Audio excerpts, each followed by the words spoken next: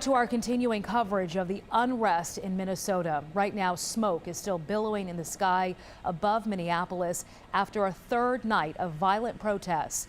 Patrol officers protecting what's left of burned out buildings as firefighters continue to put out hot spots. A police precinct among the buildings set on fire in protest of George Floyd's death. In all, officials say more than 170 businesses have either been looted or damaged.